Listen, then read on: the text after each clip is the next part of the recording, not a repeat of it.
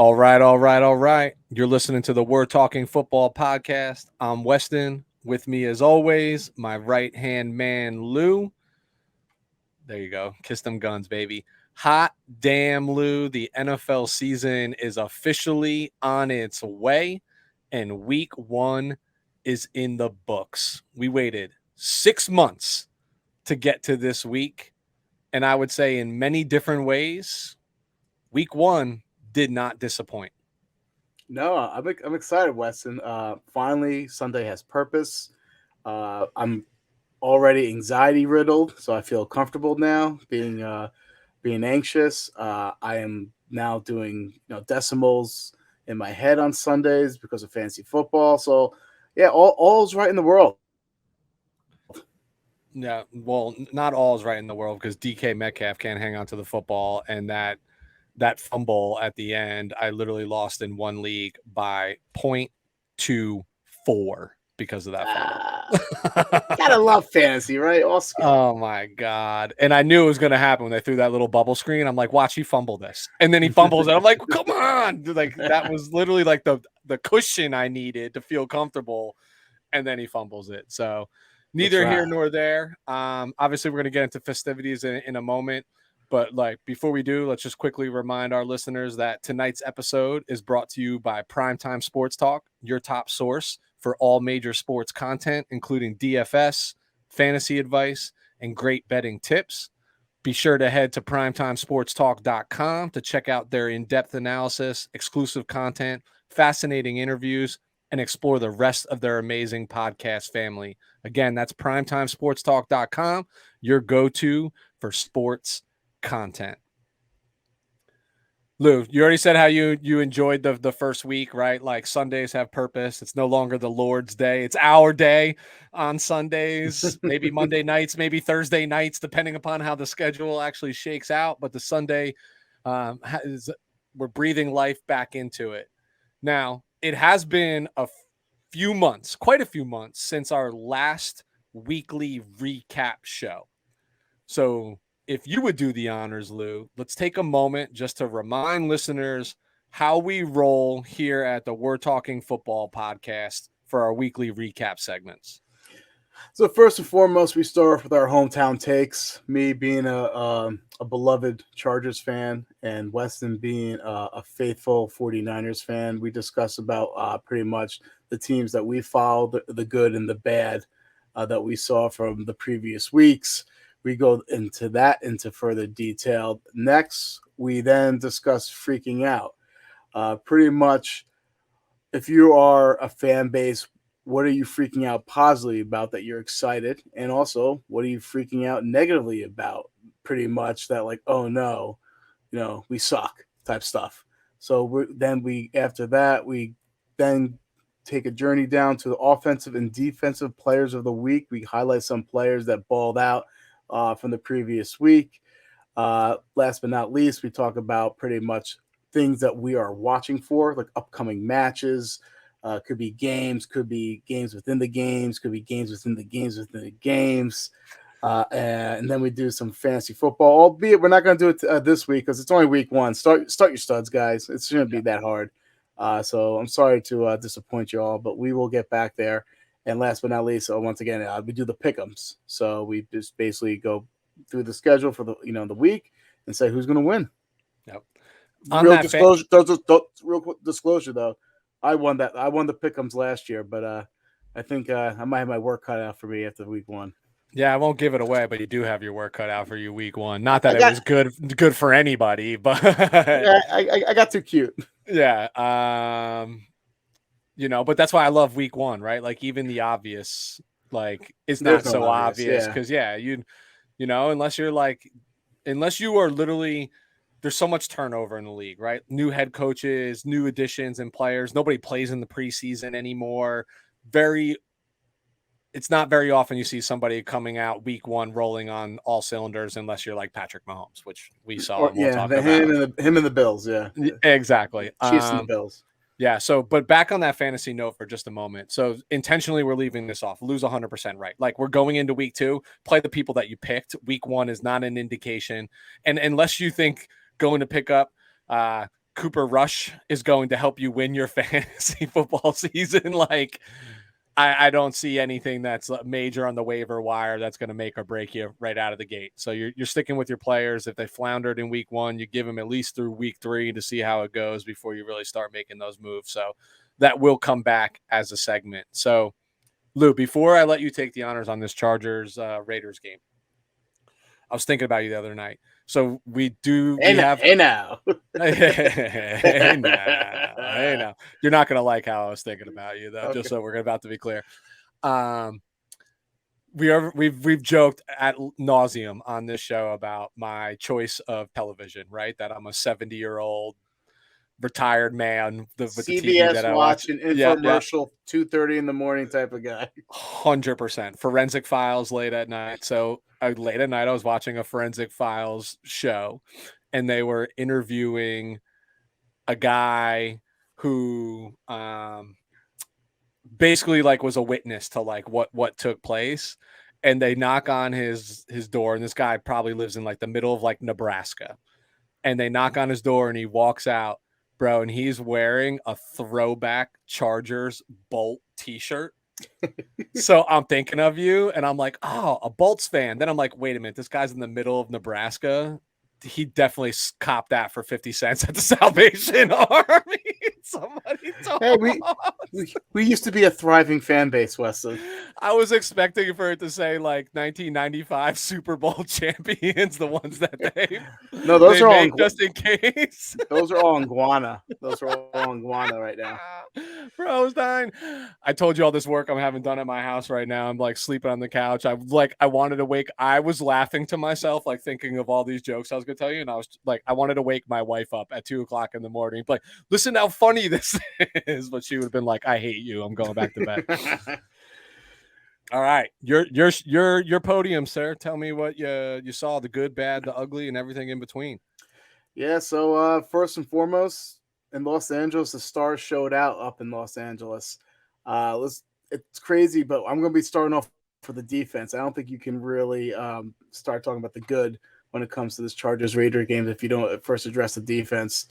Khalil Mack, he's still that guy. Everyone said he was washed up, and I was pretty adamant he wasn't. But being washed up means, you have 3 sacks, 5 pressures, 4 QB hits, and a forced fumble. Then he's all soaps and suds because he's clean. He was clean this game. He was fantastic. He really brought it. He brings a dimension of physicality, which the head coach of the Los Angeles Chargers constantly preaches. They want to play bully ball. You need to do on both sides of the trenches. It was fantastic watching them not getting pushed around. He assisted in the pass rush. He assisted in the running game. It just was refreshing that Joey Bosa didn't have to do it by himself. Speaking about him and Bosa, they combined for 16 pressures, 4.5 sacks, and 2 turnovers, 2 forced fumbles.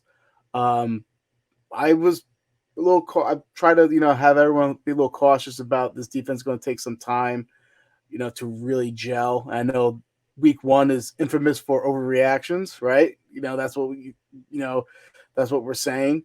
But it looked like they gelled pretty quick, both Bosa and Mack. So they do make a fantastic, formidable duo from the edge. All in all, this story was about this game was about the defense and their improvements on the defensive side of the ball and how they really showed up. The Chargers defense had 5 sacks in total, 3 interceptions. It was constantly bringing that pressure. And it wasn't against no slouches. This Raiders offense, I think, is a fantastic offense. There's so many options here.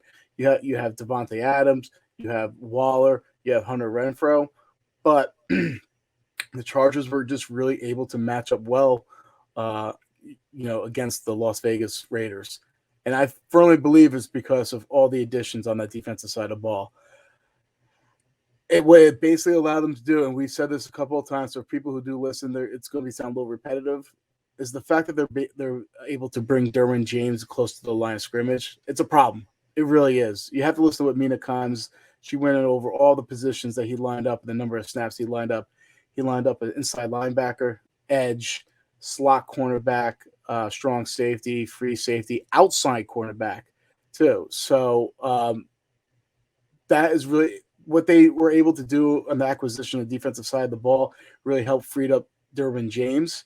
And you can just tell Derwin James at times on third down was guarding Hunter Renfrow. Hunter Renfrow was asleep this game. 3 catches, 21 yards. On that fourth down, when Khalil Mack had the game-winning sack, guess who was on Devontae Adams on the outside? Derwin James. One-on-one. Derwin James with Devontae Adams, man. Obviously, Carr was looking towards him. James put those clamps on, couldn't get open, and then boom, the rest is history. So you saw also James, applied a sack early in the game.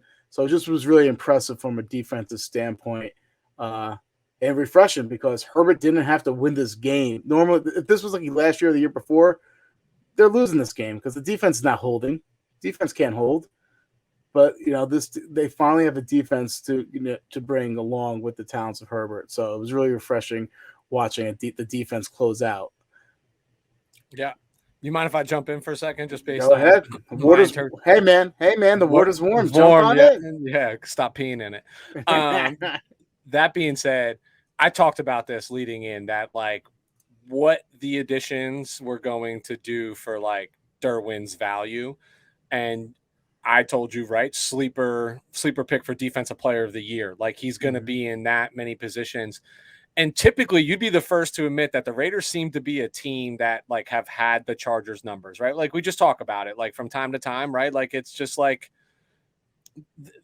it's always a tough game. It's always competitive. And this game didn't feel it got a little close at the end and a little hairy, but I mean, Chargers were playing with fire, had the lead, but what they have never seen is Derwin used in that capacity.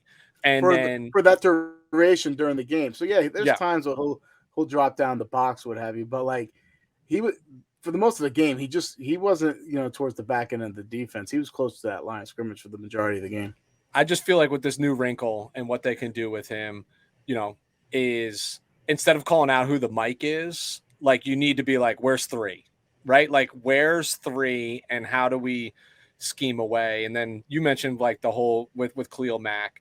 Forget what Mack's capable of on his own. It's another person you just have to pay attention to. That means Bosa's going to see less double teams. It's just a fact, right? And he's a super talented individual. So that's going to, dude, they had 4.5 sacks between the two of them. Yeah. 6 sacks for the game. You picked Carr off 3 times. And, oh, by the way, J.C. Jackson wasn't even on the field.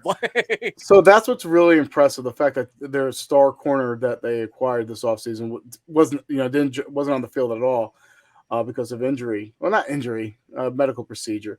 All that being said, it was interesting because it wasn't just the pass rush always getting to Carr. Some of those sacks were coverage sacks. Oh, yeah. So meaning what they didn't have last year was the communication, the back end, and the secondary, right? A lot of big plays. They were susceptible to a lot of big plays, and pretty much the pass rush couldn't get there. So they just played so well together, going from the back end to the front end. If it wasn't a pressure from the front end, it was the back end holding up and then forcing Carr to hold the ball. So then eventually the pressure got there. So they were really working, together on both sides. On the front and the third level. Absolutely. You are you rolling into the bad, or you? No, man. This is week 1. I'm throwing this was a revenge game too, man. I'm going some more good real quick. You have to talk about the offense first and foremost. Herbert throws. Usually there's 3 or 4 of them. Go take a look at them. There's one throw where pretty much Chandler Jones is holding his plant leg as he's throwing, and Herbert's doing the split as he's firing the ball probably about 12 yards down the field into Everett's hands and for a completion. So he's basically throwing and doing a split at the same time. Insane play. So the Herbert throws were once again good. In addition, this is controversial. I thought the offensive line was pretty fair, pretty well, especially with that pass rushing duo of Chandler Jones and also Max Crosby, especially when I still have those memories of last year, what Crosby did to, the right tackle position. So looking at the right tackle position, they had, that vaunted right tackle position that we said the Chargers should have addressed it in the offseason. Trey Pipkins did hold up somewhat. He only allowed 2 pressures in total, but some people will be quick to point out that Herbert was pressured on 42.9% of his throws, which was really high, and that basically Herbert was bailing out the offensive line. I thought the offensive line did good, and you don't have to be when you have a mobile quarterback, as you can attest to.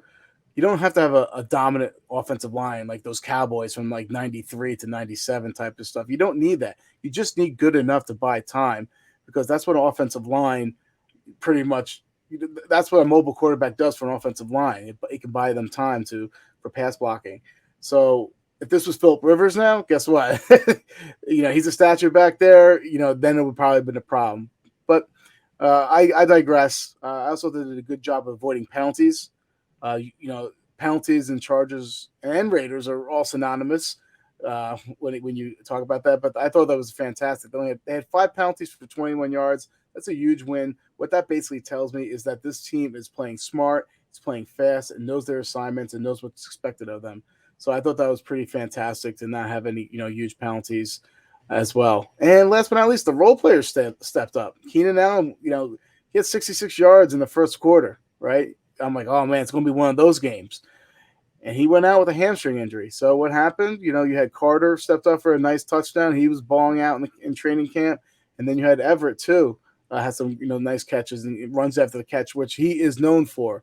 So it's good to see them step up, and being that they are new to the system. So that's pretty much my good in a nutshell there. You mentioned the Deandre Carter. I think that's a good feather in the cap, right? Like to have just another receiver in the offense like step up. And people are going to sleep on Deandre Carter because you go back and look at his career. He's a journeyman. Last year is when he finally started getting some reps with the Washington football team, now the Commanders, but I'm going to continue to call them the Washington football team because I love that. Yeah, versus I've lost track of their names. Yeah, at this point, and I don't even care. They're just going to remain the Washington football team to me because it grew on me and I like it. But nonetheless, he started to emerge a little bit. And I keep me honest when we talk about Herbert's throw, like I think the touchdown pass to Deandre Carter was just like superhuman, right? Like it was like it literally looked like I was watching the game and fast forward. It just oh my God. By. And someone on Twitter, I think it was like Benjamin Solak, he was showing, not only did you show the touchdown, but he showed Diablo on the Raiders, who won the safeties. It's like his reaction after like the touchdown. Like he just couldn't believe that he couldn't get over there quick enough, and that like it had like that much mustard on it. So once again, those Herbert throws, man, he does like 3 or 4 of them, just like Josh Allen, just like Mahomes. They're all on the level on themselves. Yeah, they're just playing a different brand of football than everybody else is, and it's fun to watch. If I was just adding to the good, right, like not to try to find some different points, like here's the most obvious statement of the day: you won a division game against a playoff team to start your season, a team that I still actually believe will make the playoffs, but this is tough sledding. You open with 2 West games, right? The best thing you can do for yourself is, worst case, you split these 2 games, right? And so you held up your end of the bargain, right? Like now you got a short week against, we all know what the Kansas City Chiefs are, and we know how they looked in week 1, and maybe you're doing it without Keenan. So you took care of business and you won the first leg in this race is the way that I look at it. And that's it's big right now to get out of the gate in what's going to be a tight AFC West race. So I think that, for me, I think the number 0, like you just talked about the offensive line, but 0 sacks for Herbert. And 2 great pass rushers, man. Yeah. And I could literally care less if he was under pressure 50% of the snaps. It's the NFL. Every quarterback's under pressure. Like you said, the offensive line for a quarterback like him, just create a little pocket. He's plenty capable of stepping up. He is not stationary. He can get outside if he needs to. Hell, he can even take off if he needs to. And he didn't have to, and he didn't. You know what I mean? In this game, he took the game as it came to him, and it just feels like it comes to him like too easy almost, man. Too easy. So all the other stuff that I would have as notes, like you had. So I got a little bad here as well, but it's really nitpicky. But I'll let you. It's your team. It's your No, I thought podium. You talk about it. first of all, I want to revisit that topic you said about the Chargers had back-to-back AFC West division games. If they lose against the Raiders and also now have to face the Chiefs on a short week in Kansas City without Keenan, 50-50 without JC Jackson, and start off the season 0-2, 0-2 in the division, it's hard. It's hard. It's hard to make that up. So the fact is they got, they had to split, one of these, these two games, and I'm glad they were able to do it, in the beginning. And this game, you want to win, obviously, because then you'd have a nice, nice stranglehold. But I'm being realistic. It's going to be hard to beat the Chiefs without Keenan. We'll save that for later. But yeah, they did a good job of, getting the business done, week one. Week one, I'm going to say, Weston, it was a must-win game for them. You're infamous. Every week is a must-win game, according to Weston. Excuse me. I didn't incorporate that this week, but I'll talk about that in a moment. But yeah, okay. Dude, the back half, it's so funny. Side note, like as I'm like pulling the format from last year's weekly recaps, I'm pulling from an existing document to like basically like throwing my own notes, and I started going back through them, and for like legit like 7 consecutive weeks, I have in my notes must win. Must win. That's exactly that was your mantra, of last year. Must win. I'm like, it's the NFL, baby. Why else you lacing them up? What? Yeah, but like it was like such a weird. It was like weeks like 3 through 7. I'm like, must win. Like the 17 game. Yeah. So let's talk about some of the bad. I didn't think the O-line did good when it comes to open up rushing lanes, to be honest with you. Chargers had 31 rushing attempts for 76 yards, averaging 2.5 yards per carry.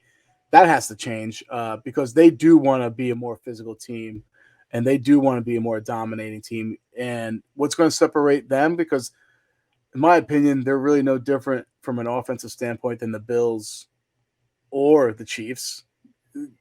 Because of the quarterbacks, what's really going to separate them is their ability to run the football, and it's going to really help them out, especially if they're fortunate enough to make the playoffs. They need to be able to run the football to separate themselves from those other real major competitors.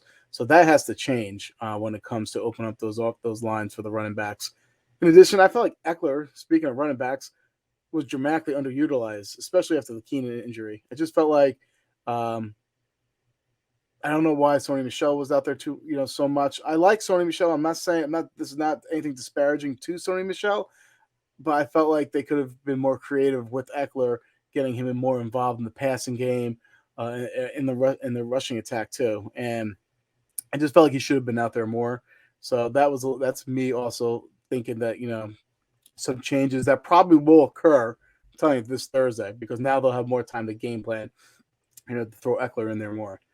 Like the 4th down decisions, hated the plays though. Unfortunately, I just didn't think it was one of them was like a 4th and 1, but it was like a long one, and I didn't think a QB sneak was a smart idea there, and hence they turned the ball over there. So but I was fine with it. I just didn't want a QB sneak, to be honest with you. I know Herbert's good at them, but it just was like 1.5, close to 2. I'm like, that's kind of ambitious trying to do a QB sneak for close to 2 yards.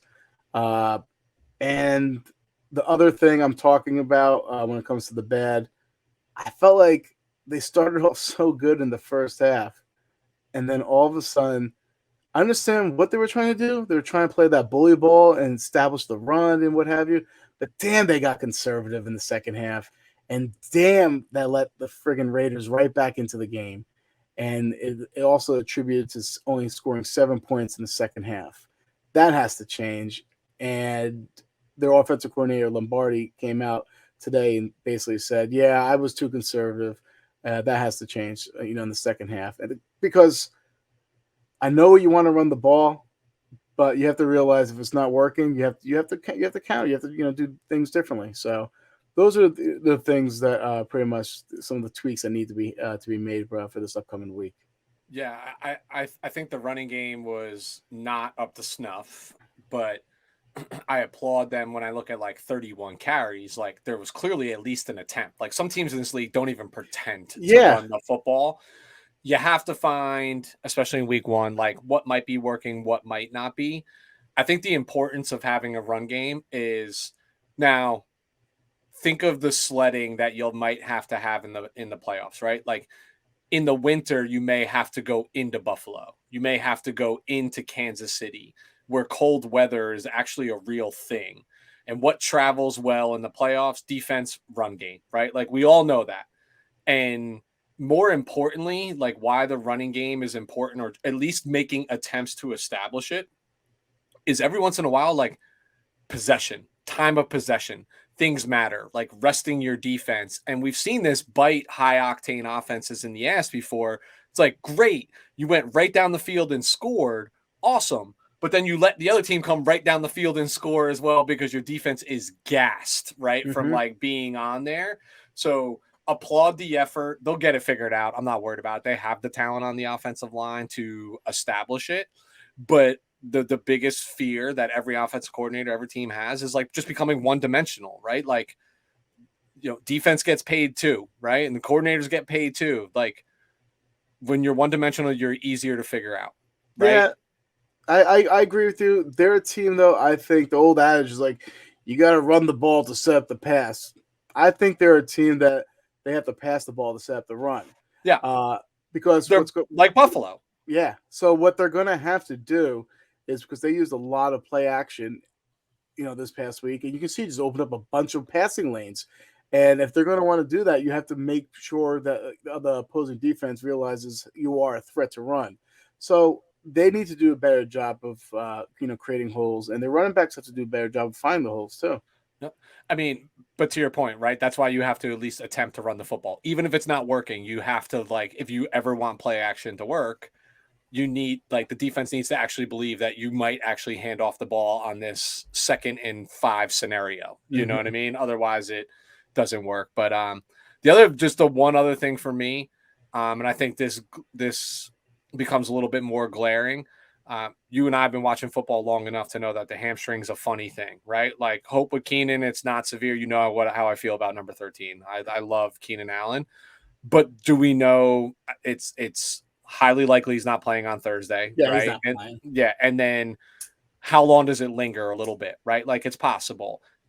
Like, where was Mike Williams in this absence? You know what I mean? And like, it's not, to me, the Raiders don't necessarily have a secondary that like commands, like, we can't air it out. We can't focus on him. You know what I mean? And I just think this number 2 wide receiver spot is something that the Chargers have been struggling with for a couple years, in hopes that, but this is the biggest knock on Mike Williams, right? Like, one day he'll show up and he'll go 7 for a buck and 2 tutties, and then the next week he's not even on the stat sheet. Dude, listen, they're playing chess while you're all playing checkers. They knew they were going to put any film on any Mike Williams film on tape for the Kansas City Chiefs, because he is the guy that destroys the Kansas City Chiefs. He's going to go huge this week. Watch, man. I'm telling you. Right. They're like, listen, we got this game in the bag, right? So, let's save the Mike Williams plays, for, in Kansas City. We're on to Kansas City. Kansas conspiracy theorist Lou Guarini here. He's already thinking ahead, which I love, because he's a conspiracy theorist when we talk about my 49ers and the tumultuous offseason. Are we good to transition? I mean, it's up to you, man. Yeah. I mean, this was real quick. I know you're gonna give your good and your bad, whatever. It was an ugly game, and this was a hard, probably a hard pill to to digest there. So, ugly on all fronts. So, but go ahead. Yeah. I will let it to you. I think ugly is the word that describes it, from the weather to the play on the field. Now, this is not an excuse, because both teams have to play in it, but weather is the ultimate equalizer, especially monsoon type weather, when you're still talking about 2 offenses, not just one, that are like still figuring some things out, right? Like with young signal calls. Yeah, exactly. So I'm going to start with the bad, because there's far more of that than there is good. But the bad is, as a fan, like, I've waited 6 months for the Trey Lance era to officially begin. I've waited longer than that. But 6 months, right, from completion of 2022 or 2021 season into the 2022 season.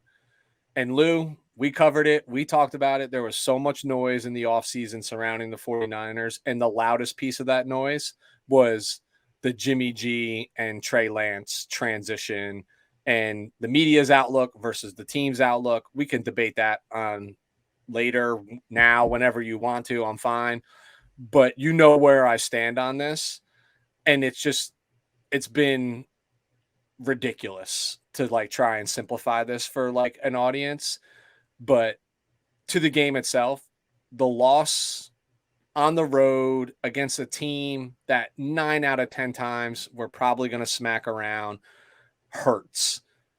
What makes it hurt even more is when you think about in the manner in which you lost, right? You mentioned before a lack of penalties for the Chargers, A+ sign. Complete opposite here. 49ers, 12 penalties for 95 yards. Some of those penalties on the defensive side were phantom at best, but nonetheless called, and were on third downs that kept the offense on the field, one of which 2 plays later resulted in a busted play that Justin Fields is scrambling around and Dante Pettis is somehow standing on the opposite sideline, like wide open, and just like trots into the end zone, right? Like the only glimmer of offense that they had to that point in the game was on a busted play. But penalties were the cause of that. Again, no excuses. But there was one penalty that was called in this game on Brandon Ayuk on a big play that would have been 18, 19-yard like out play, where they called offensive pass interference, where Lou, yes, Brandon Ayuk's arm was extended to probably push off, but he didn't even make contact with the person. Like they showed a camera angle where there's a gap this wide between his hand and the person's chest, and they still threw the flag because of an extended arm. Like this is the type of stuff that we were seeing in a game, and that's just when you knew it was going to go wrong. A big thing here that'll go overlooked because he got into the end zone eventually, but the Debo fumble on the opening drive, like road game, Trey Lance era, you go down on your first drive. You made a couple nice throws on that first drive. You go into the end zone, you punch it in, you're up 7-0, and your best weapon fumbles the football on like the 10+ yard line. Hurts, right? Takes points right off the board. Interior offensive line. We talked about this ad nauseum in the offseason. This was going to be a struggle. Honestly, wasn't as bad as I was actually expecting, but it's still a liability, and it's going to present a problem. You and I were talking offline before we started recording. The Bears are not the best front 7 in the NFL, or even front 4, but they're not bad either, right? Like, like you said, like they don't have any scrubs, but they don't have any superstars either, right? They're they're a bunch of lunch pail guys, blue collar guys. They're going to give you fits, but they don't have like that flashy superstar, guy outside of Quinn. So, So two final like bad points for me outside the outcome of the game. 3 actually. To me, second half play calling. You were talking about this as well, being like conservative nature that Lombardi admitted to. So this is where I'm going to knock Shanahan a little bit. Like he literally just stopped calling the plays that were clearly working in the first half, right? Clearly working. Like we were moving the ball at ease in the first half. It was just a matter of like punching it in that we weren't taking advantage of. But like all of a sudden it was just like no, like Kyle McVay, that whole group, right? Like they're the masters at calling the same freaking play time and time again, just from different formations and different looks, but it's the same play. Like none of that, like no bag of tricks. So I found that to be really odd that it's just like, we just stopped calling it. You know what I mean? Like I just didn't understand that.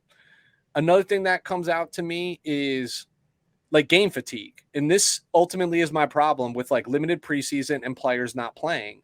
This happened week 1 last year. It was probably a contribution in like what you saw with your own Chargers in the second half is like week 1, like these guys don't even play in the preseason anymore. Like maybe a series, and then you got to go play 60 minutes of football, right? Like when I think about the 2 busted and botched assignments on the defensive side of the ball from the 49ers. Like, nobody's going to disagree that the 49ers defense is stacked from head to toe right now. Mm-hmm.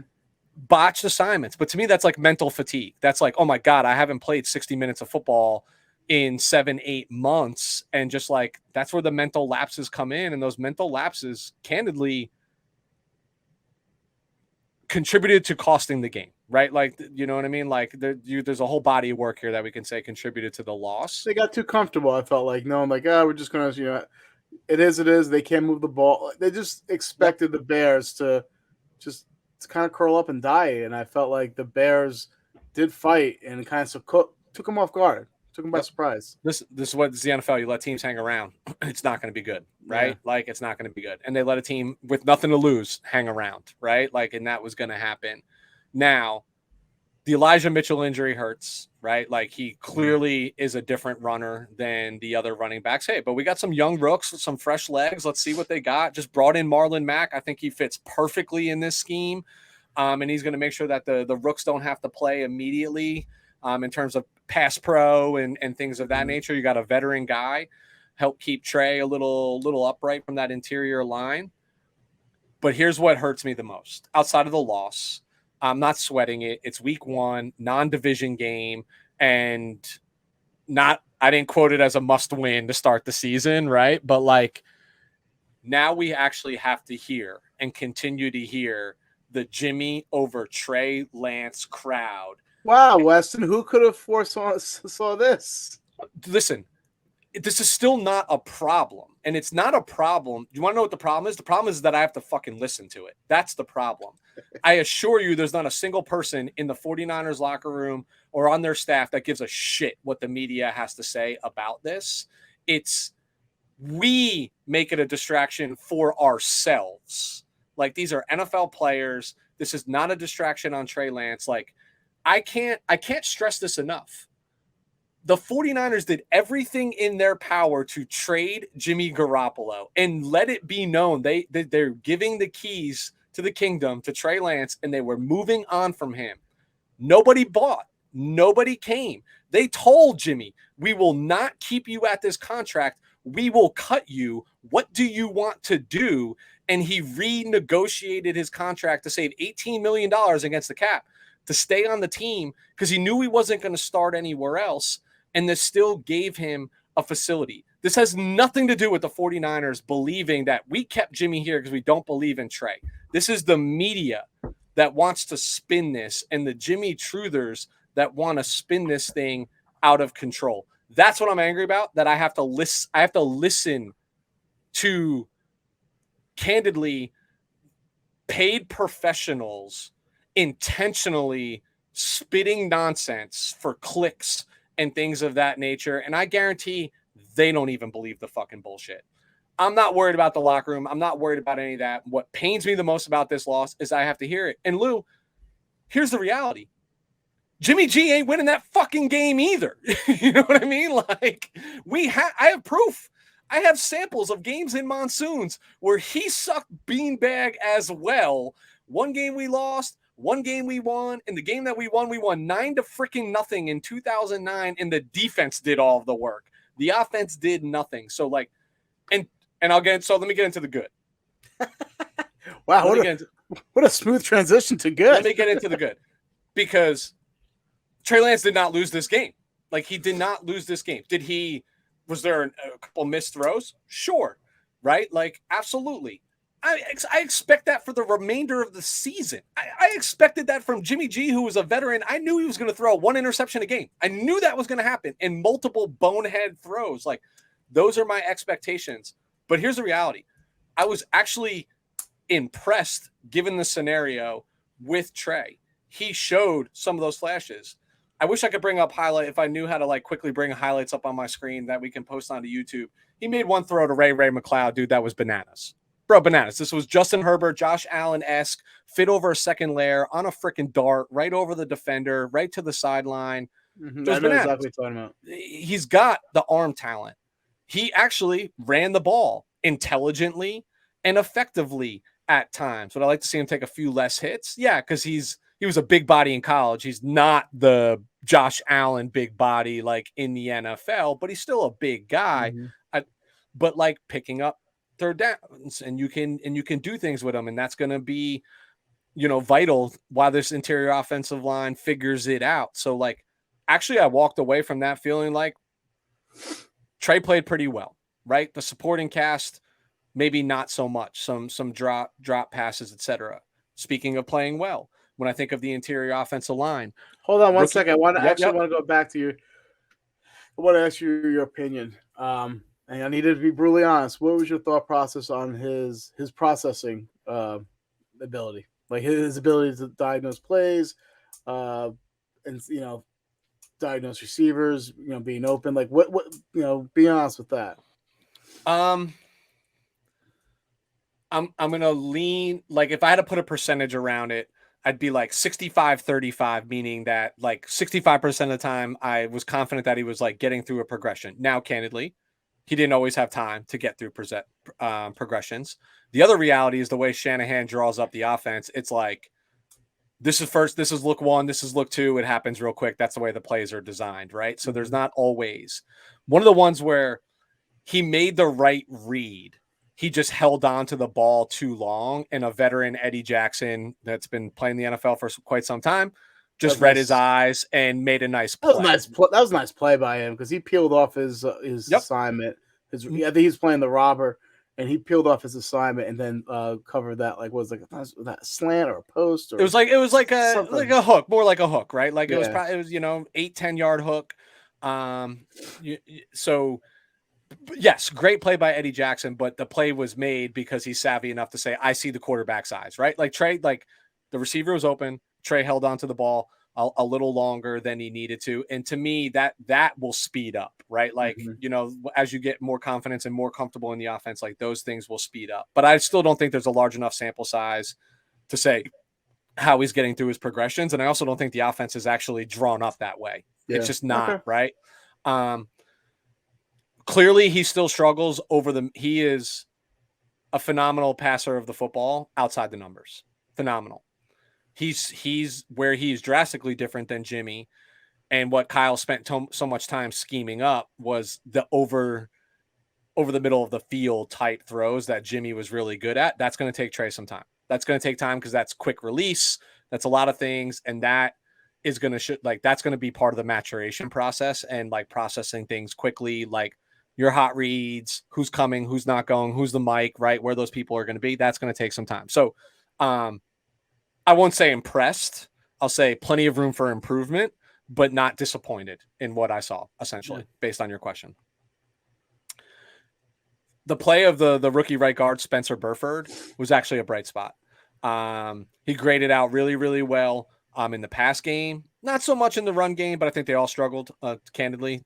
Even Trent Williams struggled in the run game in this game. I just think that's footing, weather, a lot of things to go into that. I don't think the running backs, once Mitchell was out, like Jeff Wilson just kind of feels like a little bit of a shell of himself. I don't know he just like seems slower, a little less burst. Like you need guys who, this offense is designed like one cut and go, like no pussyfooting around. That's why Trey Sermon's still not here. He just pussyfoots around, like one cut and go. That's the way the Shanahan run game is designed. But to me, Spencer Burford as a rookie, a 5th or 6th round draft pick rookie, has gotten a little bit better every single week. And I see that I saw that progression in this game. So happy with that, because we need improvement there. Through 2.5 quarters, this defense was the defense we thought it was going to be. 2.5 quarters, bro. They couldn't move the ball. We didn't have to send pressure to stop the run, stopping it with 4. Mooney Ward. Not that he has to cover anybody freaking good on the Chicago Bears from a wide receiver standpoint, but they didn't even make an attempt to throw the ball in his direction, right? Like, which bodes well. Mosley, we dropped a couple picks that could have been game-changing as well, but look good. Kinlaw, some flashes up the middle, got a little nicked up early, and I was like, oh no, here we go again, right? Like he's going to miss another season, but he did come back. But some flashes up the middle, little stout against the run. And then for me, just player-wise, Tolanoa Hufunga, he balled out. Yeah, I don't know why you guys are as high. Every time I feel like I'm watching that guy play, I feel like he always makes a big play. I mean, listen, when he was in college, he was defensive player of the year in the Pac-12. Yeah. Right? The Pac-12 is not a slouch of a conference. Like the dude can play football. The biggest knock on him and what's going to be exposed why Jimmy Ward is out is he still is a liability in coverage. Like he can play in the box. He's that Palomalo Hawaiian type. Like they all have that same skill set. But this game, with the weather, the team they were playing against, everything played into his strengths. 11 tackles, 2 for a loss, had a pick. Look, the pick, he was in the right place at the right time, right? Like, I don't think it's anything exceptional he did. He just wasn't out of place in the past game, which helps. But he was just all over the field. But I will say this. The knock is that busted play I kept referencing with the Pettis TD. Mm-hmm. That was Hufunga's responsibility. He got greedy. He left his coverage and started chasing Fields while Fields was, and that's where Pettis like snuck out. So that's where the liability comes into play. But dude, his first start in the NFL, right? You know what I mean? Like, or maybe like second start because Ward and Tart each missed a game or two last year. But I think a lot of positive to come from that. But that's the game, man. We move on. Listen. Must-win game. It's a must-win game at home against Seattle. Yeah, and it's week 1. Crazy stuff happens week 1. You gotta just RELAX. You gotta relax. All right, Aaron. Last year, well, this is a great segue. Last year, the Green Bay Packers were heavily favored against the New Orleans Saints. Especially the Saints couldn't play at home. They had actually moved the game to Jacksonville, and everyone picked the Green Bay Packers to throttle the Saints, and the Packers lost. Crazy stuff happens week 1. Relax. It's all good. The weather was crazy. First start for Trey Lance. The only thing I'm going to disagree with you is that Jimmy G, there is no good can come from him being on that roster right now. Well, so here's where I'll disagree with you on that. I mean, I'm ready for this, man. I mean, gotta think about it. All right, so ready? I'm rope-a-doping you now because I'm setting you up here. Yeah. When the Bengals stuck Joe Burrow, what did they do with Andy Dalton? They got rid of him, man. Yeah, they got rid of him. Okay, so here's my counter argument to that. The hell are the Dallas Cowboys going to do for the next 6 to 8 weeks? What the hell are they going to do? Well, that's their what are they going to do? They had an injury-prone quarterback, though. Okay. So you're talking about trading for him? No, I'm talking. Well, I mean, they would. If I'm the 49ers, I don't trade Jimmy. Again, the noise is fans and media. The noise is not the team. I'm not to lose, bro. I'm telling you. No, I disagree. You are totally downplaying the effect. You said it yourself. Jimmy G has a lot of fans in that locker room, bro. And so I know it's week 1, but you can't tell me if this starts leaking into week 5, week 6. You can't tell me the people that were fans of Jimmy G aren't going to be like, yo, why don't we put in Jimmy? Because we have the talent to win right now. You can't tell me that. They're not going to blindly follow a guy, Trey Lance, who's done nothing if it gets to that point. If you got to remove the temptation, man. So, all right. So here's the counter argument to this. Again, this is all fabricated until it's not. And the reality to me is the 49ers did everything they possibly could to move on from this individual. They could have cut him. Jimmy Garoppolo, but okay. So you cut him. Yeah. Let's say Trey Lance gets hurt. So that's now what No. That's where we're living.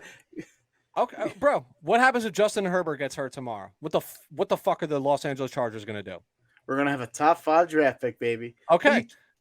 But you right now, with the additions you just made, you're built to go win right now.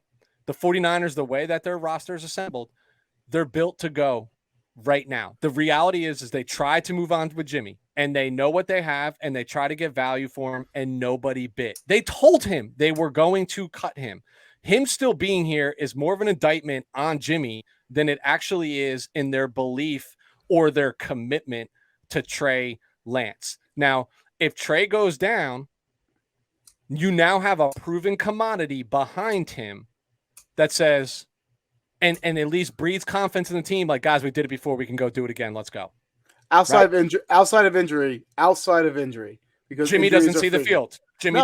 Outside of injuries, what good does Jimmy G do for that roster?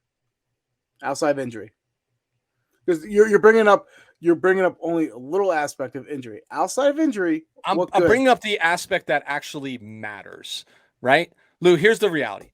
What we do for fun here, what Adam Schefter does for a living or Chris Sims does for a living, these fucking people don't care about him. Don't care. Like, they don't care. And what did Jimmy G do for, like, he might be a good guy, but they all talk about how, like, can't get a hold of him the offseason. They bust his chops. He's not a vocal leader, blah, blah, blah. Like, don't give me, like, that they're fans of him. They played in those games. They know the limitations. They all look back at the quarterback when they were overthrown wide open in big spots. Like, what the F's going on here? So what do you do? Get George Kittle and Debo paid? Awesome. Take them out to fucking dinner and let's move on. You know what I mean? Like, they see what Trey Lance is. They know. You want to know why I know that they know? Richard Sherman, who I hated almost as much as Russell Wilson for years until he joined my team. And I actually realized that he's a really smart man who knows football. And on his podcast, he actually talked about this. And he was like, bro, these guys practice with Trey. They see what the potential is. They know what Jimmy brings. They see the potential. And trust me, they're all attracted to the potential because they know Jimmy might be good enough to get him there, but they ain't going to win with him. They're not going to win the Super Bowl with Jimmy Garoppolo. It's that simple. I just feel like, we've had first of all, I have to preface this in saying I think Trey Lance will succeed this year. So it's not like I'm not. No, I know you're not a hater on him, dude. You said Trey Lance was the pick before they made the pick, like that. Yeah, you believe it. And I also said it should have been the pick, and I still believe that. That being said, you look at the history, man. I have some notes here. Mitchell Trubisky when they brought in Nick Foles, Carson Wentz when they brought in Nick Foles, Tua Tagovailoa when they brought in Fitzpatrick. Then you had Locker, Hasselbeck, and Fitzpatrick. Like these younger quarterbacks, when they have those veteran like if you don't just hand over the reins to see if they're going to make it or fall apart, it doesn't work out. This kumbaya shit. You think that Lance is our guy. It's not going to work out. They had to get rid of him because and it's a huge if, and I don't think it's. First of all, you have a really nice schedule this year. So coming up. So it's a huge if. But if they do struggle, you can't tell me the chattering. You can't. These are professional football players. They're going to turn off. They're going to turn out the outside media, whatever. No, they're not. You're saying the professional football players? These guys are 26 to 30 years old. They live on social media, man. You can't tell me that.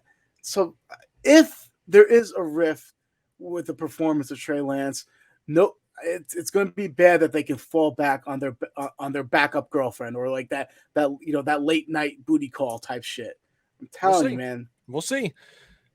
Now the reality is the dream scenario, and again, I don't make this move, is something like what just happened to Dak happens to another team, and they got to make the call. Now you look if they traded him tomorrow to Dallas you got to take at least a third because you get a third when he moves on in free agency next year, right? So it's because if you trade him for a fourth, you don't get that third when he moves on. So it's got to be at least a third, right? So let's say it's a second or a third round pick. It's a fourth. It's a fourth that can become a third.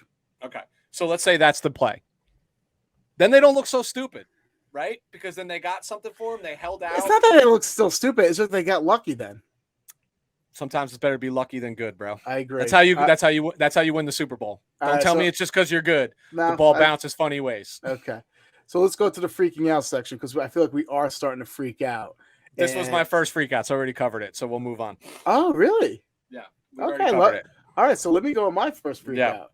And we've it's a fantastic. We are fucking setting each other up beautifully.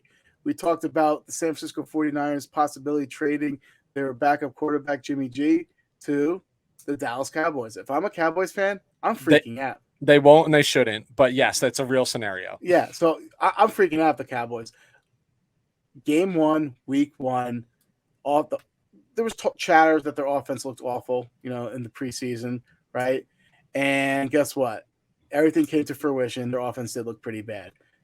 They're the only team in week 1 not to score a touchdown, right? And don't give me the shit that Dak got hurt. Dak got hurt what in the fourth quarter? End of the game. 5 minutes left in the game. You couldn't put a TD drive in the first 3 quarters, and when everyone in your division won. Now your injury prone star quarterback, which I'm a big Dak fan, but I think they should have done a better job with this injury history to having a succession plan there. But now their star quarterback is out for a long period of time, week 1, in a conference where it should be easy to make the playoffs because of the talent they do have, especially on the defensive side of the ball. Yes, Cowboys fans, you are freaking out because you're praying you can get someone like Jimmy G to just put a Band-Aid and try to win a couple games. But with the real thing, this is why it's even a bigger issue. Because if you had a good head coach, they might be able to change their philosophy. They have the pieces in place. But guess what? Mike McCarthy, ever since his days in Green Bay, does not like to run the football. Dallas Cowboys have 2 talented running backs. Why not be a little creative, do what the Green Bay Packers, are planning to do with Dylan and Aaron Jones, and you use those running backs as weapons. But McCarthy, that's not what McCarthy does. McCarthy's an awful coach. So you have a bad coach leading a bad situation in the beginning of the year. Their season could possibly be over after the first week. And if I'm a Dallas Cowboys fan, I'm saying, oh shit, not again. Yeah. On the bright side, though, that probably ensures Sean Payton for next year. So yeah, that's a guarantee, by the way. You think the 49ers fans are a fickle bunch? I mean, Dak's literally hurt week 1, going to the locker room. You have no idea what the injury even is at this point. Game's over anyway, throwing shit at your $40 million a year quarterback. Yeah. Like the Cowboy fans are just as ruthless. They're rough and they could be even more delusional than the 49er fan base. Yeah, no.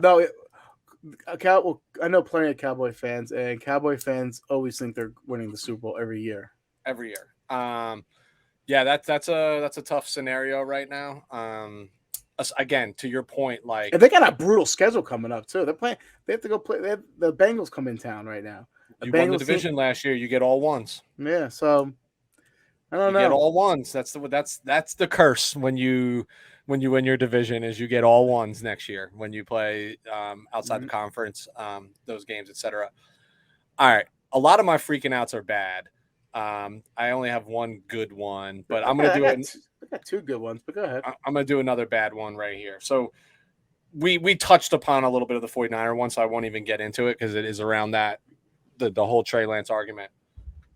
But if I'm the Denver Broncos, let's ride.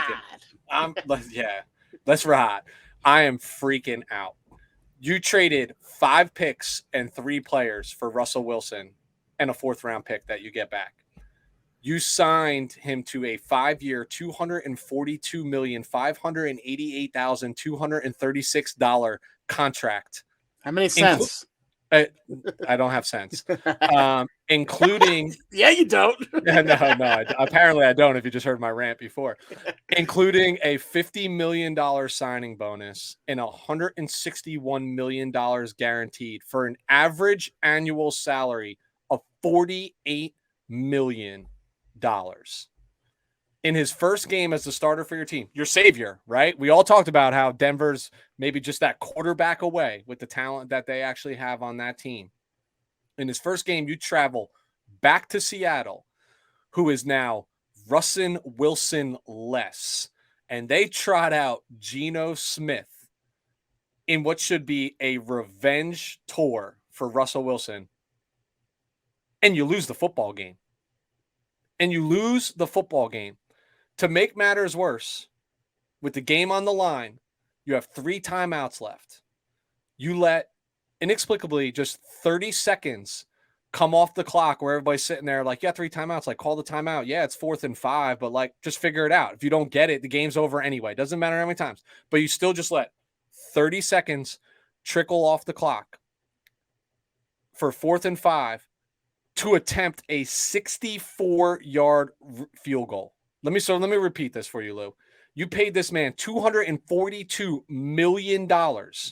And with the game on the line, you choose to put it in the hands of your kicker. And mind you, this is in Seattle. This is not in Denver, in Mile High Stadium where the altitude is thin, to attempt what would be the second longest field goal in NFL history to win the game.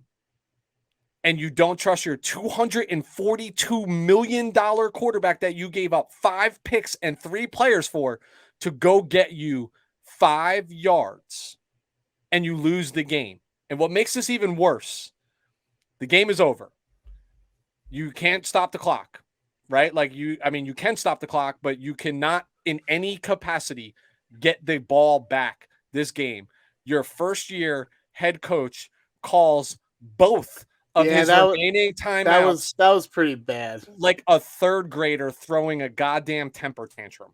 That's right? What I would do. That's what I would do in Madden back in the day. So if I'm a Denver Bronco fan, my question to myself is, what the fuck is going on in Denver?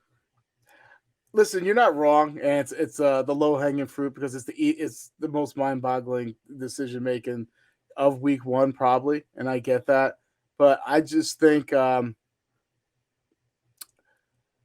I think brighter days are ahead for Denver. I just think he'll learn from that mistake because Denver didn't look bad. Okay. I thought the reason why I'm not freaking out because a lot of moving parts there. Russell Wilson coming to a new team, different offense, takes time to get acclimated and stuff like that. So I think they're going to be more of like a second half team. So I'm not freaking out yet, but yeah, that was the most mind boggling decision. Yes, exactly. But wait, and it was low hanging fruit, but there's a bigger picture here. You tweeted this out. And what have I said for, the 2 years we've been doing this, but for the 10 years that I had to go against Russell Wilson, is he literally doesn't feel like he's even aware that he's playing in a football game for 3.5 quarters. He's going to win it in the 4th. But let me tell you something. Take a look around the teams that you play twice a year now. That shit don't fly with these high-powered offenses. You fall asleep at the wheel for 2-3 quarters. You might get away with that with a 49ers team that's always just had a lackluster offense, right? And things of that nature. But you're not getting away with that against Patrick Mahomes, against Justin Herbert, against this new high-powered Raiders offense and the things that they got going. Dude, they'll put a licking on you. You fall asleep like that, you think 10-0 in Seattle was bad? It will be worse, and it will be insurmountable. And I'm sorry. I watched every down of that game. I had to work really late last night. I recorded it. I was home by myself, actually. My wife and son slept out. So I watched every second of that game on DVR last night. And, bro, I didn't see Russ cooking. I saw 2 interceptions that were dropped, like Quandre Diggs in the end zone. You don't get a layup better than that. It's a lot of freaky things. You're talking about that, but how often are they going to have running backs fumble back to back? I'm just playing devil's advocate here, back to back on the 1 yard line. I know Melvin Gordon hand it to Marshawn in the Super Bowl, bro. Yeah, that could happen. I know Melvin Gordon's infamous for that, but what I'm saying, what it is disheartening though, this puts the Broncos behind the 8 ball. When you're a part of this AFC West, this uber competitive AFC West, you have to take care of business against the lesser competition teams. It's okay to lose against the teams that are equal to or greater than you, but you cannot lose to teams like Seattle. You cannot lose to teams like Carolina, the teams that are less than you, because you have to keep pace with what's going to happen in these next additional 16 weeks. And the fact that from the get-go they lost against a Seahawks team where they were more talented, that's huge too. And if I'm also thinking about if I'm a Broncos fan, I'm freaking out because I can't believe Geno Smith is so much freaking cooler than Russell Wilson for that line that he said at the end. Bro, first of all, everybody in the NFL is cooler than Russell Wilson. Let's be very clear about this. You're just getting a little taste of this right now. Like, let me give you 10 years of war stories. Here's the positive I'm going to take from this. And it has nothing to do with the Denver Broncos. It has everything to do with the 49ers opponent next week. Is in full reality, the Seattle Seahawks just won their Super Bowl. That is the game that they circled and they wanted, and it was a home game for them. They booed Russ before they came out. The amount of emotion that they poured into that game. Back to reality. I hope it's a letdown next week, right? Where they got to go on the road and come to San Francisco. But I'll do my freaking out on a positive. Let's I'm feeling good vibes only. How about the New York Football Giants, baby? Let me tell you why. The Giants, outside of the Jets, have probably been the worst team in the last 5-6 years, record wise, right? So New York Giants and the New York Giants fans have this loser mentality now. We will never win. It starts taking control over your mind, your thought process. We are just a bunch of losers, and you believe it. You forget the days of Eli Manning, beating Tom Brady twice. You forget those days because those are so far removed. Now you guys are just losers. In order to change that mindset, you got to do things differently. You got to do things drastically differently.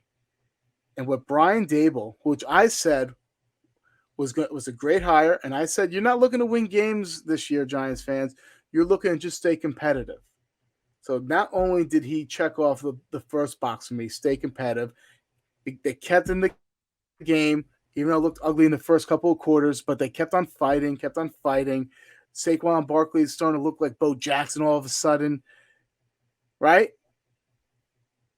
They tie it up. Well, then tie it up. They're down by 1. They're like, no, screw this. We're going for 2. We're changing this mentality. And basically, you're changing the thought process of the locker room. No longer these players thinking like, oh, we suck. Now there's belief. And when you got hope and you got belief and you got talent, it'll change that thought process there. So the New York Football Giants, fantastic. This is how you change a mindset. This is how you change that loser mindset from fans and from the team standpoint, is you do things like this. You do things bold. And you can see when they went in the locker room, Dable did his little shimmy. All the players were circling around him and loved him and stuff like that. He won the locker room week 1. Now they can lose every single game, but they still will. They will still fight for him because of what he instilled in them. Yeah, the old saying, get that man a wheelbarrow to lug that beanbag around in, because that was, look, nothing to lose, right? No expectations for the team, so I don't feel like I don't feel like the pressure was on, right? And I did definitely think it was the right decision. The wrong decision because I picked the Titans in my freaking Survivor League. But hey, that's week 1 for you. But here's now the reality of this situation. You could smell blood in the water. Like, for all intents and purposes, the Cowboys can quickly be out of this race. Yeah, that doesn't mean. Listen, Philly let my second favorite team linger and hang and didn't put it away the way that they should have. Like, let's wait till week 2 before we. But I'm just saying, belief and confidence is a very scary thing, and what it can do for you. Yeah. All right, that was my positive one too. So I'm happy to just looking at the clock. Proceed to the next, and we can get into some of our. You want to start offense or defense for players of the week? We can do offense, and you can go first because I think I know who you're going to pick. I mean, it's the obvious. It's Patty Mahomes. Okay. For me, you're going to let me do the dirty work, but go ahead. Yeah, Patty Mahomes. I mean, dude, 30 for 39, 360 yards, 5 touchdowns. He had 144 Oh my God, QB rating. Who could have seen this? Wow, Patrick Mahomes without Tyreek Hill, he was going to be nothing. Oh my God. I saw this coming from a mile away.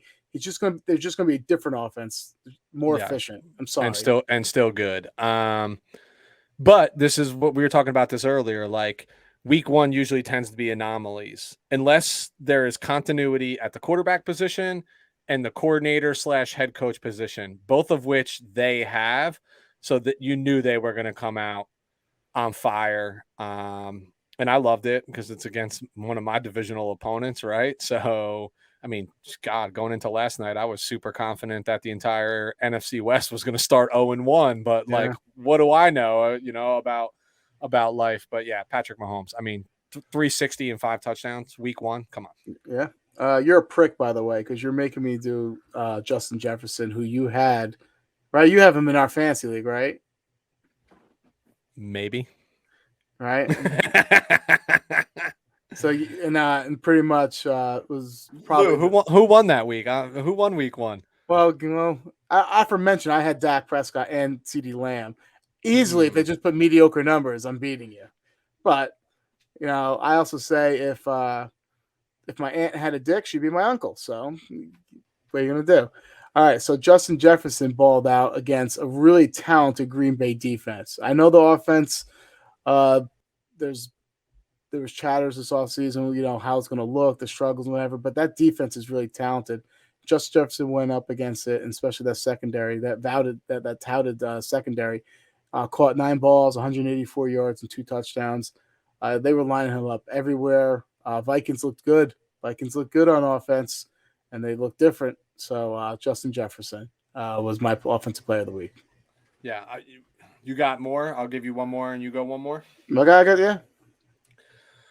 The aforementioned Saquon Barkley.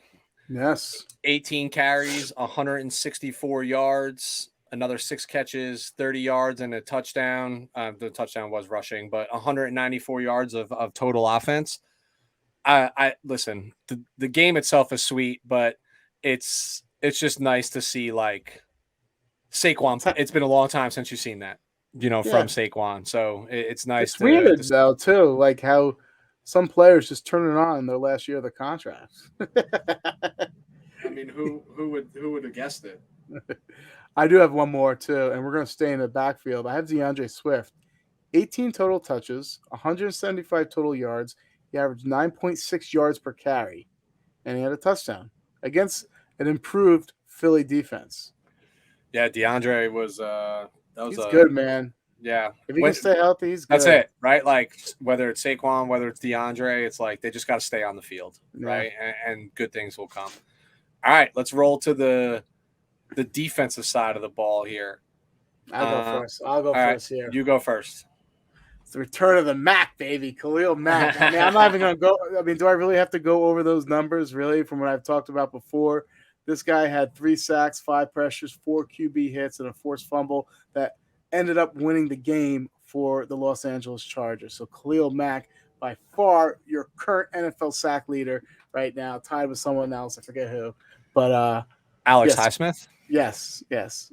So Khalil Mack, definitely your defensive player of the week.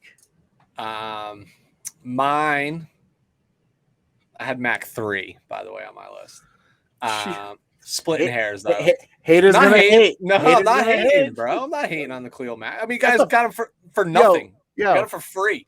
That's the first thing a hater says. I ain't haters. I know plenty of haters. I'm one of them. I'm a huge hater. Yeah, that's literally your middle name, Lou Hater Guarini. Yeah. I got that from my grandfather.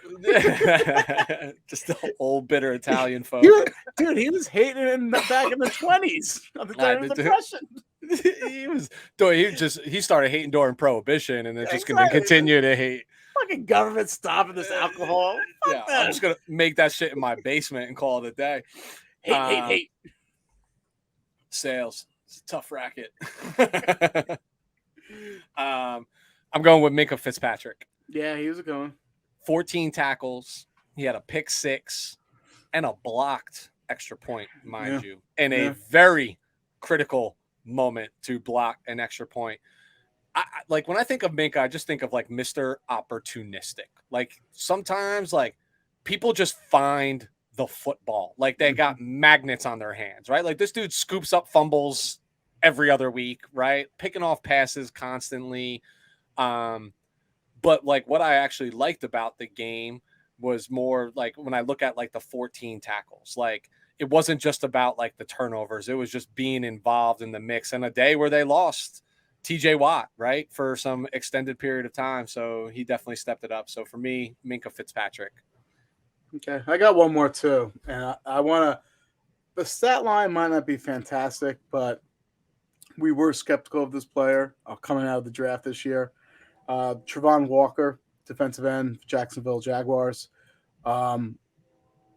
He looks like he belongs. He had a good preseason, man, and he comes out against the Washington whatever you call them. He had 4 tackles, 1 sack, and 1 interception. Heads up play on the interception, man. This guy looks like he belongs and he knows what he's doing. And for everyone saying I can't believe what the Jaguars are doing after week 1, they don't look so silly selecting him. I know they got 16 weeks left, so he might not do anything for the remainder of 16 weeks. But between the preseason and now, good start to his professional career. Bad news for him is he still plays for the Jacksonville Jaguars. Don't ever find a way to muff it up. Don't ever doubt Trent Baalke. Yeah, I mean, legendary Trent Baalke. I'll go one more, and I mentioned him just to counter your opinion, but it's Alex. I'm staying with the steel curtain, and I'm going back with Alex Highsmith. 9 tackles, 3 sacks. You and I think alike, right, Lou? Like, we don't put like 1 sack or even 2 sack games up there, but you start getting to 3 sacks in a single game. That's big time, especially since you are probably the most prominent pass rush on the team once TJ Watt is out of the game and still able to create that pressure. 2 tackles for a loss. So again, 3 sack performance deserves to be recognized. 2 sacks don't do anything for me anymore. That's what she said? That's what she said. All right. What we're watching for. Yeah. Right? Yeah, this is actually pretty quick for me because there's not necessarily a studly slate of games. There's only 2 options here. 2 options. You go first. Option number 1, we're recording on a Tuesday. It's going to be on Thursday. It's the Los Angeles Chargers heading out to Arrowsmith. Steven Tyler's making an appearance in this game?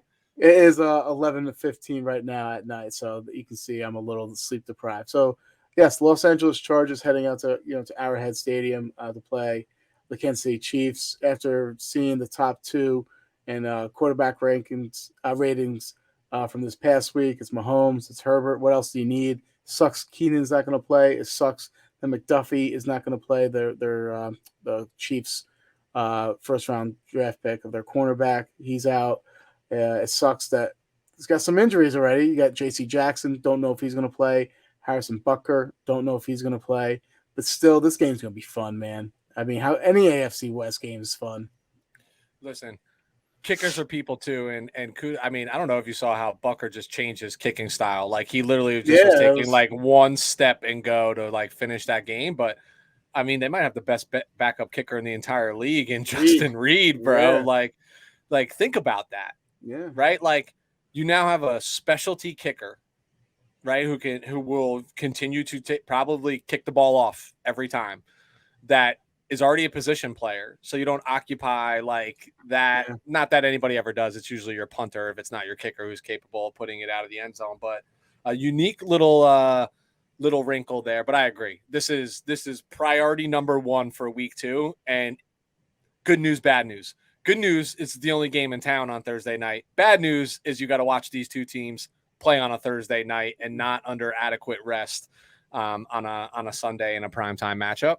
But I am actually looking forward to it because it's going to be the first regular season game on Prime, and I know Amazon Prime's got some fun things lined up for the docket. So it should be interesting. Also, good for the fact though that like Thursday night games usually suck. The only reason why you watch it because there's no competition for anything else. Nothing. You're not even in playoff baseball yet, right? So like, there's nothing to compete with. It's like Jets Patriots. Like, okay, but dude, I'm calling back to the beginning of last year, where a lot of these primetime games, Thursday nights, Sunday nights, and Monday nights, for the first few weeks of the season, were super close, super competitive football games that were actually worth watching. Because I specifically remember going back and be like, the NFL is winners right now, right? Because their primetime games are what you want them to be in terms of like an engaged audience, competitive football game. So like, let's see if the docket continues, because Sunday night's game wasn't super competitive. Monday night's game was competitive, but nobody cared about it other than like if you were a I think Seahawks fan and a Bronco I think fan. people tuned in though in the second half. Yeah, once they probably like looked at the stat line and the Oh, scores real quick. Whoa, this is a football game? Let me go Yeah, see what's going on here. Let me see if Russell Wilson fell off a cliff if he's still in this football game. exactly. Number 2 for me, and I'm assuming you probably have the same, is the Minnesota Vikings going to play the Philadelphia Eagles. This is a big game for both teams. If Philly wants to be for real and what we're building them to be, and a lot of people, not just us, predicted them to win the NFC East. I know the competition's not the same out there, but this is a playoff caliber team, right? They need to prove it. And Minnesota, another playoff caliber team, sure did look the part in week 1, more so than Philly. But both of these teams have a lot to prove, and I know it's only week 2, but like this is going to be tough sledding for both. I didn't look at the line, but I'm sure Philly gets the nod just because they're the home team, and the home teams, beating the home team's worth 3 points, right? So like I'm sure it's that tilts in their favor. We'll talk about who we like to win and lose the game in a moment here, but I think that's priority number 2 for the weekend. Yeah. Other than that, you're right. The games on the docket for week 2 are, I mean, listen, it's week 2. I'm excited to see any football. Yeah. But you're right. It's lackluster. All right. Lou, this is where we begin to wrap it up for the week because we don't have our fantasy segment, which is usually how we close it down. So now it's time to do our pick'ems and sprint through the schedule. I'm going to bring it up in just a moment. Yes, Lou did win by, I want to say, 7 to 10 games last year. Yeah, I did good last year. Yeah, you definitely did good. And because of that, I thought, Han, so I just want to let you know my thought process going into week 1 and making the picks I did. I was feeling myself. I'm like, I know this stuff. I got this. And I got really cute with a couple of games, which I'll tell you right now, I was this close from looking like a friggin' genius. The Jacksonville Jaguars game, I had the Jaguars winning. And you know what? They were this close. If Travis Etienne didn't drop that touchdown, or there's a couple other plays too. So, and I picked the Houston Texans to beat the Indianapolis Colts. Once again, this close from winning that, from looking like a genius. But there was a couple other games too. I got cute. Well, we both lost that game because I picked the Colts, right? And a tie is a loss, right? So we both lost that game. You got cute with the Green Bay Minnesota game. I think you knew what that outcome was going to be. But the reality is because we didn't pick the Thursday night game, we didn't pick the we Rams. picked the Thursday. Yeah, we did. I got the text message to show you, son. All right, hold up. You picked the Rams. I picked the Bills. Well, now things get a little bit more interesting. I got the record up here. Okay. So the hole's not as big as I thought. You do got the record, and we just put it out there. 2 games. No, 1 game.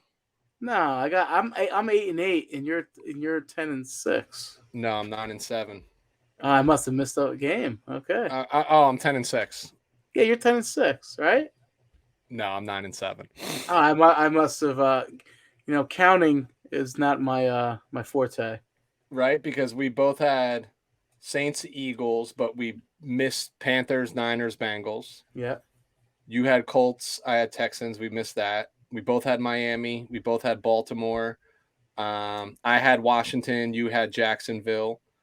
We both had Tennessee. We both had Kansas City. We both had Chargers. I had Minnesota. You had Green Bay. We both had Tampa. We both had Denver. So that'd be 2 games on Sunday, and then the Thursday would make it a 1-game gap. All right. So as of right now, after week 1, Lou is 8-8. Weston is 9-7. Feel a little better about myself now. I'm feeling a little worse about myself, actually. So let's go ahead and we'll run through the docket of games here. First up, Thursday night, Los Angeles Chargers at the Kansas City Chiefs. No matter what happens, this game's going to be phenomenal, right? It's going to be exciting. It's good. I want to see the over/under how many wow throws between both quarterbacks. I'm going to set the number at 4.5, and I'm going to say over. from wow throws. Like, what the hell? So, but I just think, this is not me being a Debbie Downer. I am not a homer. I'm a realistic person. It's a lot for the Chargers to come out and win this game. They had a tough divisional game against the Raiders at home. Emotions were high. It was a revenge game. Just feel like between Keenan Allen being banged up, the uncertainty of J.C. Jackson, it's going to be a lot to overcome going to Kansas City to overtake Patrick Mahomes. So I'm going to say Kansas City Chiefs. Yeah, I'm saying Chiefs too. I just think 2 West games. I think the Keenan Allen injury is going to loom a little bit larger in this particular game. They have like other playmakers, but still, I just Mahomes scares me. Always will. I mean, listen, you guys went into Arrowhead last year and smacked them around, so I know. It's possible, and this is the time of year to do it. Like, still decent weather, right? Like, it ain't cold yet. I'm going to give you this is how I think. If someone comes off a big game, kind of like what the Chargers did, I feel like it's hard to carry over that emotion the following week. And I feel like there's always a letdown. So, yeah. I agree. So I'm Chiefs as well. Next up is the Jets at the Browns. Ooh. At the Browns. You want to go first this one? Yeah, I'm going Browns. I have no confidence in Joe Flacco-led New York Jets. That's the problem, man. It's Joe Flacco. Yeah. I think if I felt confident they were going to play Mike White, and that still could potentially happen because it's Tuesday and we're picking Sunday games at this point, like, I change it. But based on what I know at this point in the week, I have to go Cleveland. Plus, they got a super new corny fucking logo they're putting on their field. I do like with some of the things that Jets are doing. I just don't like Flacco, and for that reason, I'm going Cleveland. Yeah, I'm Cleveland too. All right, the Washington Commanders at the Detroit Lions. Oh, this is easy. At Detroit. At Detroit. Oh, this is a finger layup. This is a finger roll here. I'm going Detroit, baby. Me too. Detroit looks great. They look great. They're just so close. You know what I mean? They just need to build the defense, man. Detroit. Yep. Tampa Bay Buccaneers at the New Orleans Saints. Ooh, this is rough.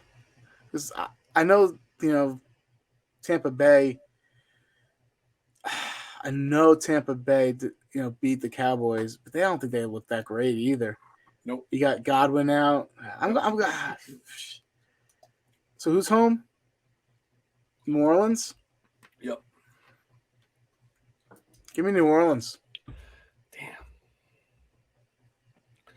I'm the Saints as well. That's just the Saints have had their number. They had their number, man. They have their number, and Godwin less and no true tight end threat down in Tampa Bay. New Orleans defense matches up well. Yeah. Offensive line's banged up. Yeah. I don't know what's going on with Donovan Smith, their left tackle. So I know he hurt his elbow. So I'm going with the home team. Yeah. All right, Carolina Panthers at the New York Football Giants.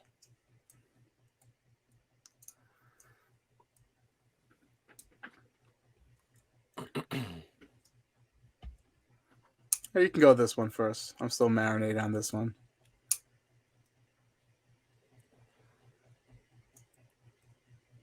I got to go back to what we were talking about with the Giants, right? The belief in Dable, etc. I think he accomplished what he needed to in week 1. And now I think we see a little bit of a comeback to reality, and it's revenge game for Ben McAdoodle. I'm going to roll it. To me, this is a 50-50. This is a coin flip. So why we're even noodling over it. So I'm not going to get cute. I'm going to say the Carolina Panthers. I'm going Panthers too. I am going Panthers too. When you were talking, I was just thinking, I just feel like let's not get ahead of ourselves now with the New York Giants. From a talent standpoint, they're not there yet. And you're talking about the Panthers, but the Panthers do have some talent. They do. things started to click a little bit for them. I think you saw McCaffrey's like lack of involvement or production, and I think you'll see a little bit more production from him this week.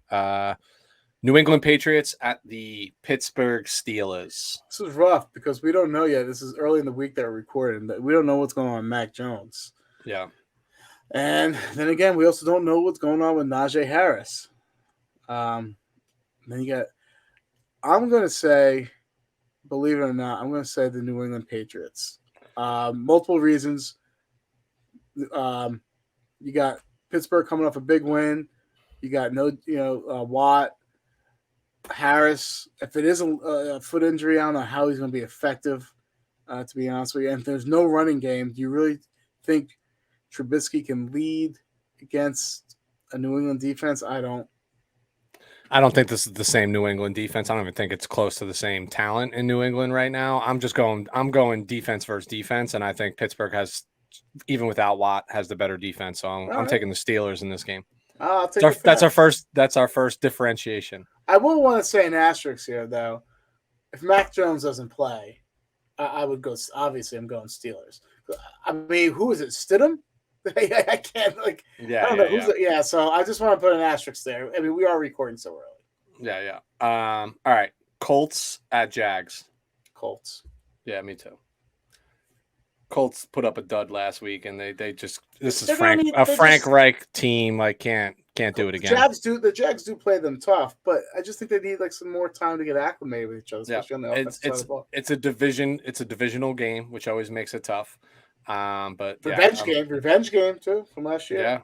Yeah, yep. That's the game that kept them out of the playoffs, didn't it? All right, Dolphins at Ravens. This is tough because Lamar has always had trouble against this Dolphins defense.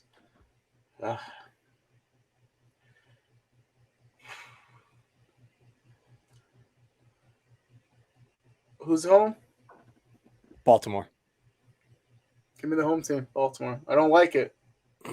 I mean, I'm actually a little bit more confident this is how I know that New England's defense isn't the same defense as always, because they made Tua look good last week. Now I know Miami always plays New England tough, right? Like we talk about who's got numbers, but even like Lamar against the Jets kind of felt like a shell of himself, right? Like he didn't have to do much. Like that was a mop-up game anyway for the most part, but I just think I think we'll get a little bit more Lamar in this game, and that's going to be enough. So I'm Ravens as well.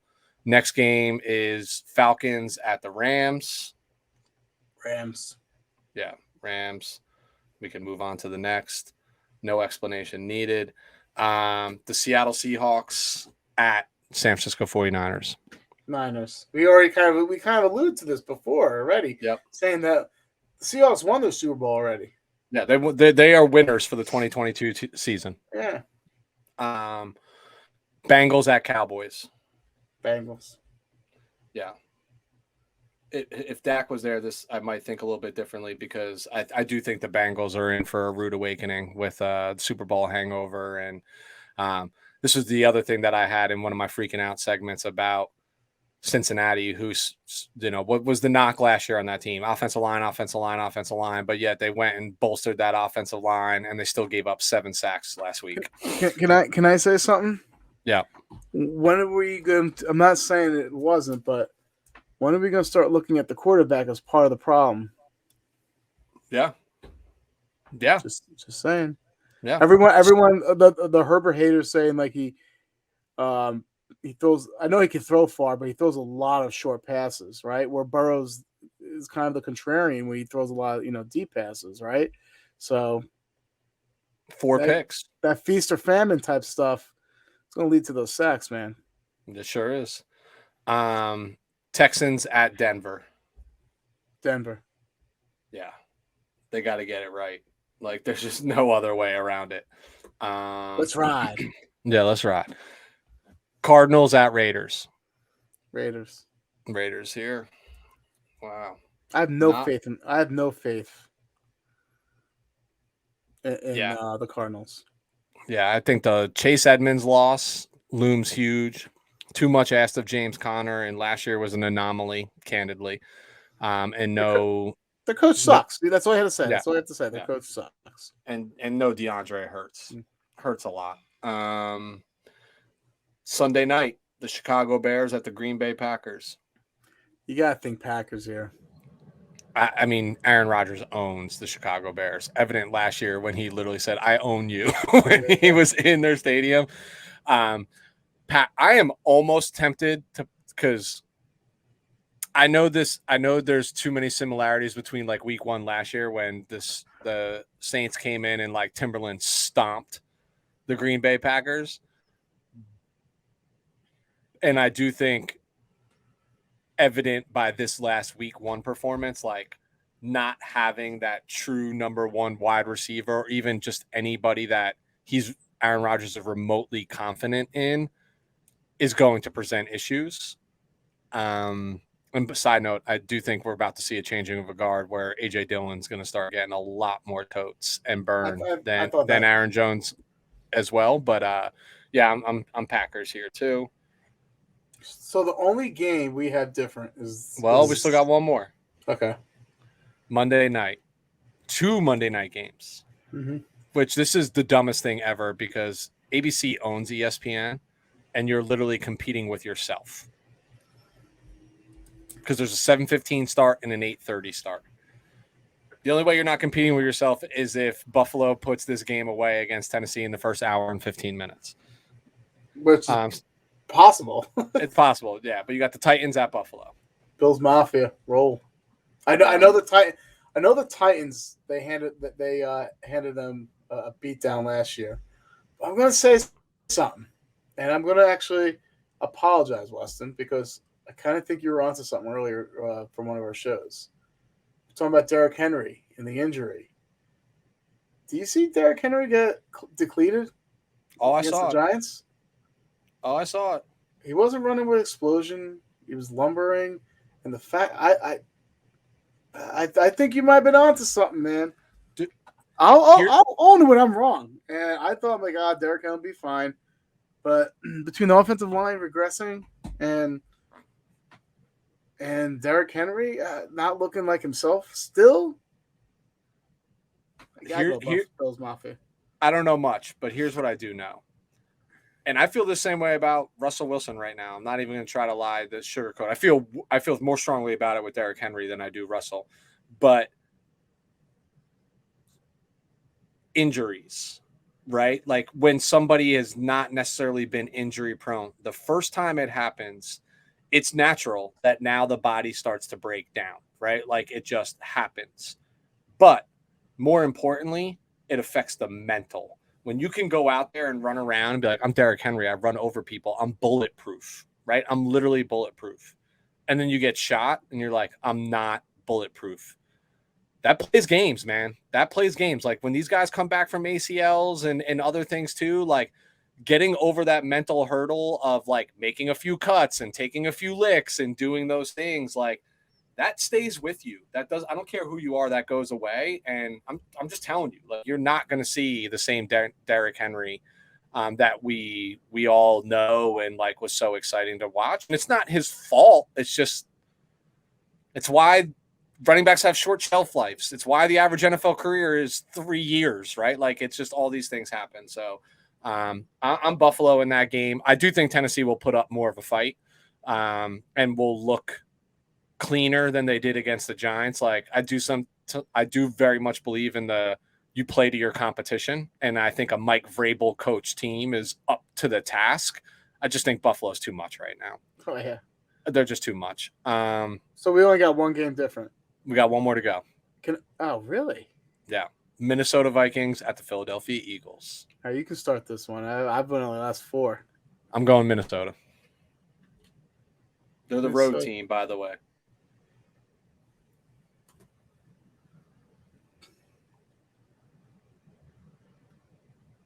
I don't know who's going to cover Jefferson, man. You can't right now, by the way.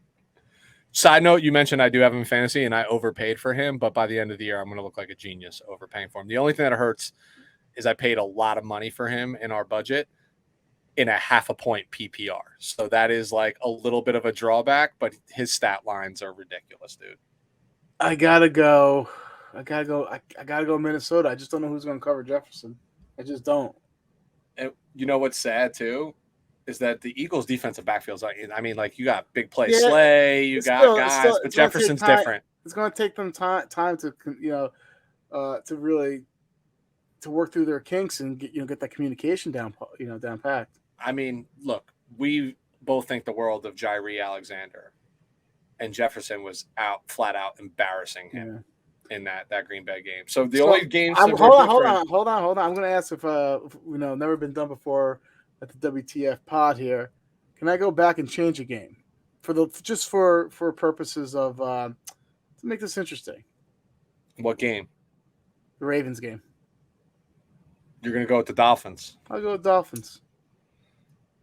Okay. Well, we have now 2 games different. Yeah, I had to switch it up here. This is getting too friggin' boring. I'll take the Dolphins. Pitt and Patriots. Hey, sometimes that's strategy, dude. Hey, if we're anything at the We're Talking Football podcast, we're strategic, right? It's too early in the season to just be giving away the season is the way that it boils down to. All right, Lou, that's a wrap for us content-wise. We're a little rusty, but we got back out there. Yeah. These recaps. We knocked the rust off those breaks for sure. I think it was something else, but no, that rust will remain forever. But as I always do, sir, I will rely on you to let everybody know where they can find us. Yeah, you gotta find us on Instagram and Twitter at WTF Pod NFL. Make sure you hit that like button, that follow button every time we post something. And Weston, where can they find us on YouTube? I will tell us YouTube in a second, but I'm going to let this ride. Let's ride through the 2022 NFL season. If we can get to 500 YouTube subscribers by the end of the 2022 NFL season, Lou, it still stands. I will still take you out to that dinner that I promised. No, I'm letting it go for 2 years, bro. That might be an indictment on us at this point in time. Not lowering the bar. I'll let it linger. I don't really. I need like 440 new friends. That's what I need. You know what I mean? That's what it comes down to. About to run for politicians in my hometown and just be like, yo, I'll push your agenda. You just need to go follow my YouTube page. You ain't getting on that docket with your history. That's true too. Well, I mean, good news is it's Red Bank. They're looking for corrupt people, and I'm right up their alley. But you can find us on YouTube at We're Talking Football. Hit the like, hit the subscribe. You'll be notified when the videos come out and released. We're going to have a nice little wrinkle for you in a couple weeks. Try to get a little maybe like Sunday morning content that we can flip and turn around. If you pace around the house waiting for the 1 o'clock kickoffs like Lou and I do, give you a little something to tune into. But we'll save what that's about until we get to that point. But until then, Lou, always a pleasure. Week 1 in the books. Just 17 more of these to go. Adios.